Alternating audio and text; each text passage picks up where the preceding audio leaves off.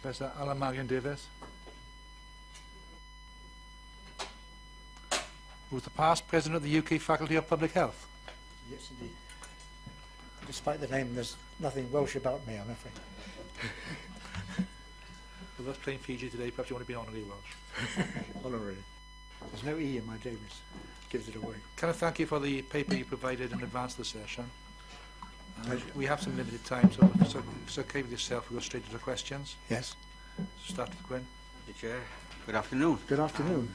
Do you think that we should be concerned about young people starting to use e-cigarettes? I think we should be, the Faculty of Public Health thinks we should be concerned. And I reiterate, I'm presenting the Faculty of Public Health point of view here. Yes, I think we should be concerned because of the unknown effects of e-cigarette vaping, both actively vaping and also passively to some extent. But in terms of the active vaping, there are concerns that that e-cigarettes are becoming very, very popular amongst young people. There are concerns that e-cigarettes are being actively marketed to young people. There are something like 7,000 or so different flavours of cigarettes, fruity flavours, sweetie flavours, all sorts of flavours which appeal to young people. If you go into any tobacconist up and down the country, you'll find that the e-cigarettes are very colourful, and they're all arranged on the counter there, right next to the chocolates and the sweets. So there's an active attempt to market to young people. And if you look at the information on young people who experiment with cigarettes and other substances, e-cigarettes are very popular amongst that group. And whereas, on the other hand, it does that children who've never smoked, very few of them get into e-cigarettes. It seems to be that a group of children, or various different groups of children, who experiment and like to get into different things, they're the ones who are taking up smoking. And what we don't know is whether that has a gateway effect. We simply haven't had time to find out yet. But of course we do know that nicotine is a very, very, very addictive substance, and it may well be the case that e-cigarettes, and perhaps in combination with tobacco cigarettes, will encourage more young people to actually take up a nicotine habit, which may also be a tobacco habit. We just simply don't know. The time will tell. But there is a concern, and the faculty is certainly concerned about the future generation of potential tobacco smokers. And I think that's the fundamental dilemma that we're grappling really with in this whole enterprise, and that is, on the one hand, the apparent benefits for people, for existing adult smokers, and e-cigarettes as a means of helping them to cut down and perhaps even give up, which is and on the other hand, what this is saying to the younger generation who may take up a nicotine habit and indeed a tobacco habit. Thank you. Okay. John? Yeah, I just wondered, and is normalisation of smoking part of your concern as you've just described it, the view that the prevalence of e-cigarettes and perhaps their use in enclosed public places is creating that danger of normalising not just the use of e-cigarettes but smoking generally, whether it's vaping e-cigarettes or smoking tobacco products? Do you see that as a danger, that normalisation phenomenon? The faculty sees that as quite a danger. A huge amount of effort has gone over the last many decades into trying to encourage people not to smoke and to encourage them to give up smoking because of the huge harms that tobacco does.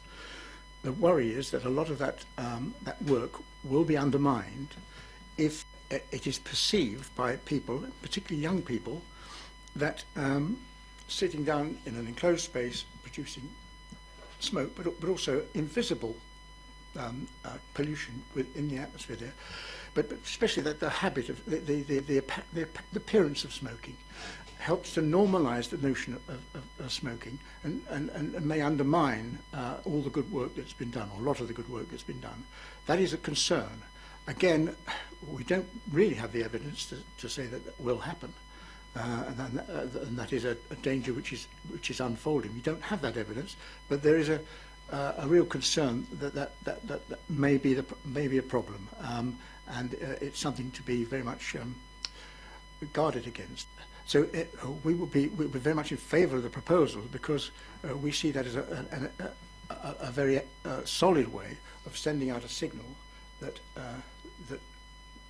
we want to reinforce all the good work that's been done with tobacco, and we don't want to undermine that work by weakening it and making it harder for people who run premises, or people who share premises with others, to enforce that the banning of in those spaces. So we see the two going very closely together: use of tobacco in enclosed spaces, use of e-cigarettes in enclosed spaces. Although they are not tobacco, they're something different. Nevertheless, they're sufficiently similar to each other, what they convey, the messages they send out, to confuse the picture and undermine all the good work that's been done with tobacco. Okay, I wonder if I could follow up on that, Chair. One concern in the opposite direction that we've heard is that there was to be a restriction on using e-cigarettes in enclosed public places. It might result in fewer smokers making the switch to e-cigarettes, because it would be less attractive to use e-cigarettes because of that restriction, and also possibly because there would be a danger of confusing the message that use of e-cigarettes is far less harmful than use of tobacco, because the two would be conflated to some extent. Are those dangers that you think are strong and valid? There is a concern that by banning e-cigarettes from enclosed spaces, you might send a message that e-cigarettes are as bad as tobacco. There is a concern. I don't think there's much evidence that that is the case. I think people who are smokers of tobacco know about that tobacco is bad, and they know what tobacco feels like. I think that if they are determined to give up smoking and they want to use e-cigarettes to give up smoking, they will understand that where there's a smoke-free area, they should try to avoid smoking in that area, or they could accept the fact that there may be a ban in that area, and they can go to an area where they're allowed to smoke, and they can choose for themselves to use an e-cigarette in that situation. Give up. I don't think that the not me, the faculty supports the notion of having a ban in wherever smoking is banned, having a ban on e-cigarettes wherever smoking is banned, and the faculty does not see any evidence that will be a barrier to people who really do want to give up smoking. Alan? Thank you very much for your evidence, Professor. I listened to what you were saying in answer to both Gwyn and John, and you've been expressing yourself very much in terms of you have concerns, you have fears about various items. And I'm finding that quite difficult, because I don't necessarily disagree with your perspective, as it happens, in terms of where you've described the place of e-cigarettes in the marketplace and the potential impact on consumers and on the population as a whole. But what I have difficulty is relying on evidence to sustain those concerns. Yes. And in fact, when you look at the evidence available to us, and I do accept what you say about time and the rest of it, but when you look at all the evidence available to us, not only does the evidence not sustain the arguments that you're making, but in fact all the evidence we have directly contradicts all of those concerns. And you know, the evidence sessions we've heard here today and previously have been very, very clear in what they've said, that if our concern is harm reduction in terms of a wider population, effects of smoking, then proposals to limit the use or to ban the use of e-cigarettes in enclosed public spaces will actually be to a detriment of public health? The faculty would say to that it is too early to say. There's an argument to be made that any barrier to using e-cigarettes, if somebody is trying to give up smoking and they're using e-cigarettes to do that, any barrier is a real barrier, is a disadvantage, and we should do all we can to encourage to switch to e-cigarettes. The faculty would certainly support the notion of doing all we can to encourage smokers who want to give up smoking to use nicotine replacement products, and e-cigarettes are readily available. They seem to be, there's evidence that they're effective, and they're popular, and the faculty would support encouraging people to use those means. But what the faculty doesn't support is the notion of using those devices in an enclosed space. And in other words, it agrees with the proposal because it is anxious that will undermine efforts, as I was saying just earlier on, which is now embedded in the public's mind. This is a no-smoking area. We don't smoke here. I mean, jolly, everyone is happy that that's the case.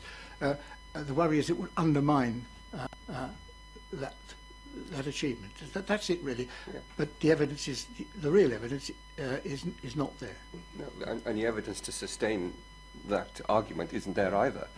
The evidence it's not. there is no evidence, as I've seen, that that the use of e-cigarettes in a cafe or a pub or a restaurant or whatever would renormalise the use of tobacco in those circumstances. There is insufficient evidence, or we need more evidence if we want to sustain that argument. So I